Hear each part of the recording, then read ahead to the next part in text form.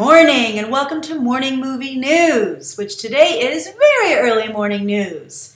Yes, it's the wee hours, and I'm up at my computer filming because Universal decided to debut the very first trailer for Minions at 9 p.m. on a Monday night. So I filmed that trailer review, posted it, and then thought, as long as I'm here, I might as well get a jump start on Tuesday's programming. Now, why would Universal debut a trailer at 9 p.m. on Monday night, much less for a kids' movie? Well, a number of you very cleverly pointed out that Pharrell Williams is a judge on The Voice, which airs Monday nights. And he, of course, is very closely related to the Despicable Me franchise now, thanks to his song Happy, which, of course, got him an Oscar nomination. Not a bad relationship. But do you know what else is on Monday nights? Gotham. And I just finished watching my DVR'd episode when I saw the news about the Minions trailer. I checked my email, I saw the blast from the press department at Universal, and then I saw you guys tweeting about it and letting me know that it was up, and of course I had to review it. But do you know what else I have to do? I have to tell you how good Gotham is finally getting. I can't believe this is a network show on Fox, no less. But do you know what I feel like? And I think it's quite ironic. I feel like a fan of Agents of S.H.I.E.L.D. because all the time I'm ragging on that show and you guys are in the comment section saying, come on, Grace, it's gotten much better. You have to give it another shot. And I'm like, I've given it 2 shots. I'm not going back. And then, sweet irony, here I am saying, come back to Gotham. It's gotten much better. I promise. I really do promise. And I feel your pain now, Agents of S.H.I.E.L.D. fans. And maybe, just maybe, I might believe you and give it another shot. But I'm seeing maybe, or what I'm imagining, are similar problems. And that secondary characters are overshadowing who is supposed to be our hero, and that's Jim Gordon. Now, let us know, for those of you still watching Agents of S.H.I.E.L.D., if Coulson is still the center of that show. But on Gotham, things took a very interesting turn tonight. I don't want to give anything away, but this episode and the episode from last week for Halloween, that's when the show has started to get really good. It's really starting to step up its game to the point where if I were a Fox executive, I'd be like, where was this a few episodes ago? Why'd you even make those substandard episodes? I mean, this is how the show should have kicked off after the original pilot episode. It is really getting good. There was a great twist that I didn't see coming. I think they're doing such great things with the character of the Penguin. I love the way they've reimagined him with his limp coming from a busted leg, from a beatdown. I think the actor who plays him, let's see here, he's still not a name actor yet because I have to look his name up, Robin Lord Taylor, but he will be forever known as the Penguin. Really great work, especially tonight. I think he did such a good job, but it was more than that, more than creating this really great Machiavellian villain. But they also added other elements to the show. Sorry, as I said, it's the wee hours of the morning, so forgive me if I have any tongue twisters. But they've upped other elements of the show. I think that they've brought in more Gotham-like elements. For instance, Victor Zsasz debuts tonight. I thought he was very well done. He could have a few more marks on him, but I liked his 2 female henchwomen, very DC Comics, very Gotham, that kind of feel to it. But then also they've raised the stakes, which I think are worthy of a show like this. But then they've also brought in a really great soundtrack, which really makes you feel more like you're watching something that's more of a genre show and that takes itself more seriously and is really going for broke. And I really appreciate that. I'm telling you, the show is getting really good. But as I said, Jim Gordon, the show kind of makes him out to be a little bit of a chump. So I'm curious to see if he can wrest control back of his own show from pretty much every other character on it. It really is a very good ensemble cast. I said a lot of great things about the Penguin tonight, and this really was his episode to shine. But I love Jada Pinkett Smith on the show. I like Donald Logue as Harvey Bullock. I like almost everybody on the show. I think it's really good. But Jim Gordon, they're having trouble with Jim Gordon, and I'm starting to think that maybe Ben McKenzie might have been somewhat miscast. We'll see. We'll see. Although, the one thing I know for sure he has to do is dump his girlfriend, Barbara. She was so annoying tonight. I couldn't believe it. It was just like, really? Is she really that dumb? Yes, she is. And I just think maybe Gordon and Montoya can, dish on how annoying Barbara is and how she clearly has a death wish. But I'm telling you, really good show. It isn't so far into the season that you have to feel you've missed the boat on it. You can't go back. I'm telling you, go back. All right, so that's the first story of the day. I just had to share that with you. And then let's move on to 2 more stories. one also in the world of DC, and that's Henry Cavill, who, thank goodness, is standing up for himself and saying, hey, DC, if you're not going to make me a priority, I'll make myself a priority. And he's just set up his own production shingle over in the UK, where he, of course, is from. It's easy to forget because he really only is well known at this point. Of course, he was, I believe, on The Tudors, and he's done a stint in Immortals, etc., but he's really only known as Superman, and with an American accent, of course, so I think it's easy to forget that he's from the UK. But he is, and that's where his production company is set up. It's called, let's see here, Promethean Productions. I guess that's kind of a nod to Immortals? I don't know. I don't know why he would have picked that. I think he's kind of into bodybuilding, right? We know he's good at it, so maybe that's part of it as well. And I think it's nice he set it up with his brother, Charlie. How great a name is that, by the way? Charlie Cavill? He sounds like a movie star. But he's a movie producer, and he's going to be making these movies with his brother. And they have their first project put together. So tell me if you think this is a good idea for Superman on his downtime. It's going to be based on these books by Duncan Falconer about a character called Stratton. And this is a very interesting behind-the-scenes story, even almost as interesting as the story maybe being told on the page. And Duncan Falconer is apparently the pseudonym for a real-life Special Forces soldier out in the UK. And he uses his experience to write these stories, and he wants to keep his identity a secret. So that's pretty cool.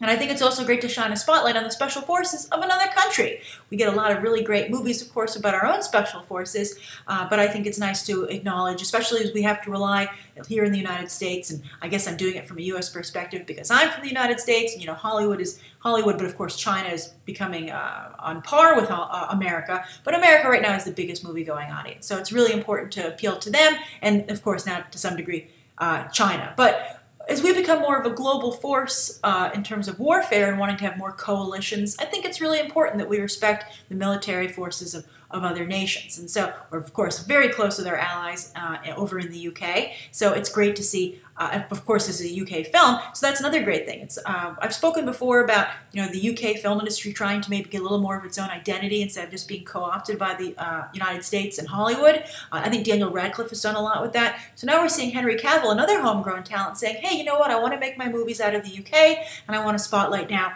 the UK Special Forces. I think that's wonderful. So he plays this character, Stratton.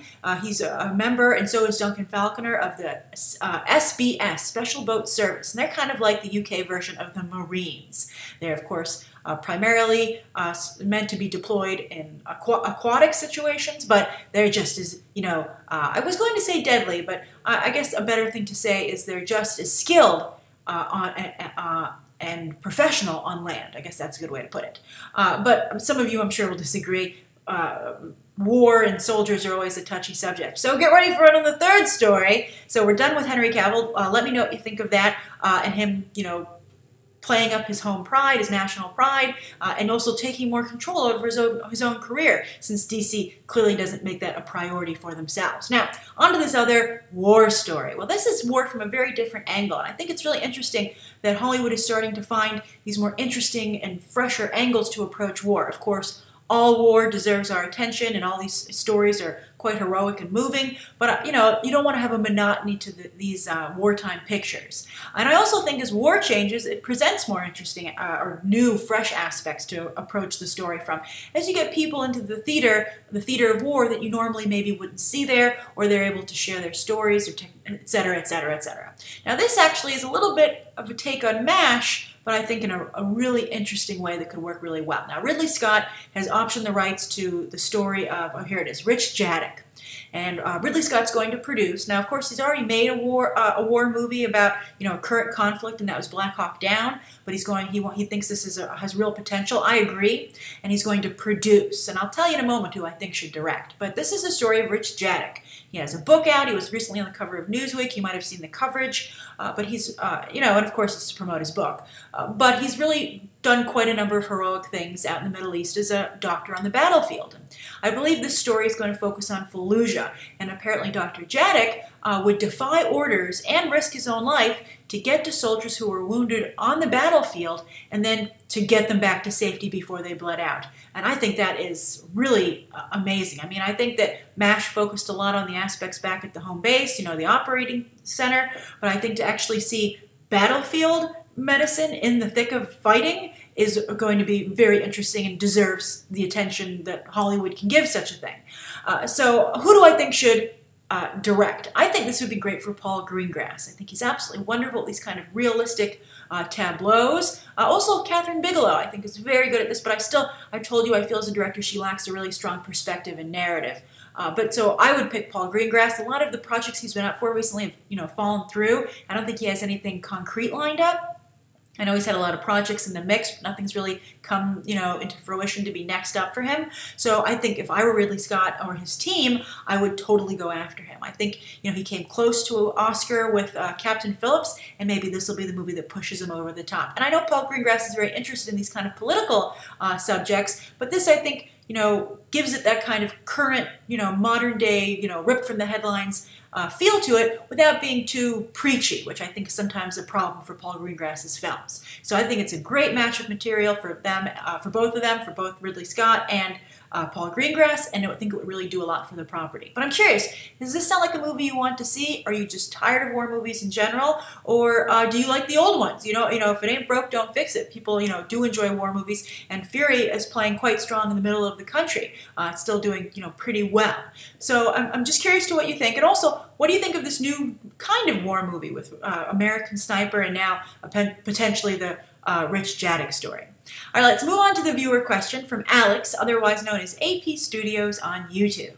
And Alex had a really great way that he phrased his question, so I just couldn't possibly not answer it. So Alex says, "Hi Grace, I have a question. With Avengers Age of Ultron coming in May, will Ant-Man go unnoticed? It's an unknown property, and I think it is too close to the Avengers.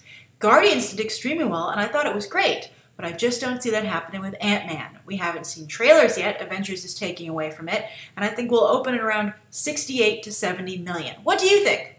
Also, I think it's weird that Phase 2 isn't ending with an Avengers movie. I love watching your videos, especially movie math, every day after school. I'm known as the movie guy at school." Alex, that's awesome. Hello, fellow movie person. I'm glad you love them as much as I do. I'm glad you enjoy movie math. I know a lot of you watching enjoy that show, and I enjoy making it. So it's great, and I can't help but give you more material to talk about at school today. All right, so great analysis. When you look at the release schedule for the upcoming Marvel movies, yes, Avengers Age of Ultron comes out in May 2015, and then just 2 months later, in July, mid-July, we get Ant-Man. Now, I think there's a very good possibility that Avengers Age of Ultron will still be in some theaters at that point. So Ant-Man, to some degree, will be competing with second or third viewings of Avengers Age of Ultron. And that could be an interesting dilemma for some people. Should they see Avengers Age of Ultron again, or go and see Ant-Man? I mean, it'll all depend, I think, quite heavily on the trailer. We have seen, I think it's a little too early for the trailer. It does come after Avengers Age of Ultron, but they're so close. That's a good point that Alex brings up. How do you promote Ant-Man without cutting into Avengers Age of Ultron coverage? I would suspect that Kevin Feige and company feel that Avengers Age of Ultron will be so huge that the 2 months pretty much will be enough to promote the film. There have been a lot of set leaks. Maybe we'll see more little leaks like that, tweets, etc., some social media stuff, and they feel they'll just ride the, I was going to say wave, but it's more of a tsunami of just fan mania on Avengers Age of Ultron right into Ant-Man. That could happen, especially if Ant-Man plays off of Avengers Age of Ultron. We don't really know the setup at all, although it was recently revealed that Agent Carter is going to show up for just a moment. So a lot of different things are hopefully going to be feeding into this Ant-Man movie. So we'll see if that happens. But I think the biggest problem for Ant-Man is the competition. July 2015 is looking brutal. Now, for instance, before it comes out, we have Magic Mike, Terminator Genesis, and then the Minions movie. Ant-Man should be appealing to all ages. It's that kind of movie, and the Marvel Cinematic Universe is an all-ages brand at this point, so they want to get everybody. So right there, you kind of have everybody already spoken for, but maybe they've already all seen Magic Mike, Terminator Genesis, and Minions. We're all good, right? We're ready for Ant-Man. Are you? What will you choose first that weekend? Ant-Man or Warner Brothers' Peter Pan movie with Hugh Jackman, Garrett Hedlund, and Levi Miller? So they're going head-to-head. Then after that, right away, there's a very similarly themed Pixels. That's the Adam Sandler, Peter Dinklage, Josh Gad, Kevin James, video game war movie, live action. that kind of has a similar feel to the quirkiness of Ant-Man. That's coming right away. And then there's the Poltergeist remake. That should have some buzz. And then right after that, Grimsby, another quirky movie. That's the Sacha Baron Cohen football, aka soccer for us Americans film, and also the Point Break remake. So that's a lot of stuff going on in the same month that Ant-Man's really going to have to compete for attention. Now, I'm excited to see Paul Rudd as a superhero, and I'm hoping that Peyton Reed doesn't drop the ball too much. I mean, he did bring it on, but he also did that horrible Renee Zellweger, Ewan McGregor, 1960s comedy. I mean, I think he's really, he might be in over his head. But then he's working off of a script by Paul Rudd and Adam McKay, so it could be quite funny. But I'm excited about the casting of Evangeline Lilly. I think its biggest problem if it's going to seem too much like just Iron Man light, because it has the same science angles. And as I've recently brought up, I think that they're turning Hope Van Dyne, as she's now called, into a character very similar to Pepper Potts. So we'll see. She's just like the Veronica to Pepper's Betty. But we'll see what happens. We will see. But I'm curious to what you guys think. Now that Alex has pointed out to us just how close Avengers Age of Ultron and Ant-Man are, do you think that Ant-Man can survive? Do you think Marvel is right that it could just ride the tsunami of Avengers Age of Ultron mania? Or do you think it'll get swallowed up not just by Avengers, but all those other movies coming out in July? And what are you waiting to see to decide how you feel about Ant-Man? For me, it's a trailer. I mean, I know they've shown some footage at Comic-Con, but I want to see a trailer. I want to see some action. I want to see what Paul Rudd is like in the role. Is he just playing Paul Rudd? And if so, how well cast is he then? Because Robert worked for Robert Downey Jr., but let's face it, he is Tony Stark. So great question, Alex. Have a great day at school. Represent us well out there as a fellow movie person. And thank you, everybody, for tuning in. Thank you so much. Write down below what you think of today's top 3 stories and the viewer question. Anything you'd like to see covered tomorrow, any questions that you might have. Thanks for watching. Bye.